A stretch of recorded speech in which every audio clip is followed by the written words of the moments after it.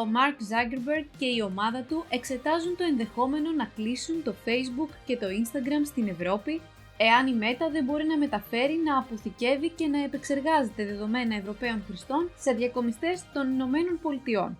Το βασικό ζήτημα για τη Meta, τη μητρική εταιρεία των Facebook και Instagram, είναι οι διατλαντικές μεταφορές δεδομένων που ρυθμίζονται μέσω της λεγόμενης ασπίδας προστασίας και άλλων συμφωνιών που χρησιμοποιεί ή χρησιμοποιούσε η Meta για την αποθήκευση δεδομένων από Ευρωπαίους χρήστες σε αμερικανικούς διακομιστές.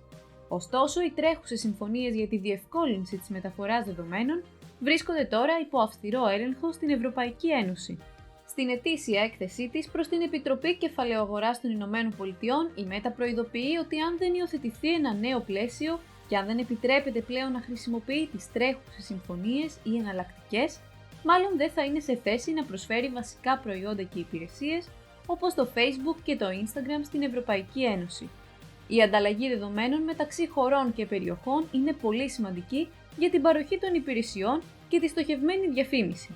Η εταιρεία χρησιμοποιούσε προηγουμένως το διατλαντικό πλαίσιο μεταφοράς δεδομένων που ονομάζεται Privacy Shield για την πραγματοποίηση αυτών των διαβιβάσεων δεδομένων. Το πρόβλημα είναι ότι αυτή η συμφωνία ακυρώθηκε από το Ευρωπαϊκό Δικαστήριο τον Ιούλιο του 2020 λόγω παραβιάσεων που σχετίζονταν με την προστασία δεδομένων. Έκτοτε, η Ευρωπαϊκή Ένωση και οι Ηνωμένες Πολιτείες τόνισαν ότι εργάζονται για μια νέα ή ενημερωμένη έκδοση του συγκεκριμένου νομικού πλαισίου. Εκτός από την ασπίδα προστασίας προσωπικών δεδομένων, η Meta χρησιμοποιεί επίσης κάποιες άλλες συμφωνίες ως την κύρια νομική βάση για την επεξεργασία δεδομένων Ευρωπαίων χρηστών σε αμερικανικούς διακομιστές. Αυτές οι συμφωνίες βρίσκονται επίσης υπό διερεύνηση στις Βρυξέλλες και σε άλλα μέρη της Ευρώπης. Ο Nick Clegg, στέλεχος της Meta, προειδοποίησε ότι η έλλειψη ασφαλών και νόμιμων διεθνών μεταφορών δεδομένων θα έβλαπτε την οικονομία και θα παρεμπόδιζε την ανάπτυξη των επιχειρήσεων που βασίζονται σε δεδομένα της Ευρωπαϊκής Ένωσης. Ο αντίκτυπος θα γίνει αισθητός σε μεγάλες και μικρές επιχειρήσεις και σε πολλούς τομείς, συνέχισε ο Clegg.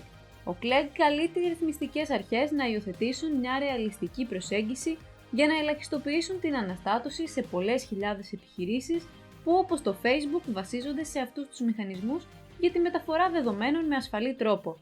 Η Meta είπε ότι δεν θέλει να αποσύρει το Instagram και το Facebook από την Ευρώπη, αλλά η μεταφορά δεδομένων μεταξύ Ευρωπαϊκής Ένωσης και Ηνωμένων Πολιτειών είναι υψής της σημασίας προκειμένου να λειτουργούν οι παγκόσμιες υπηρεσίες.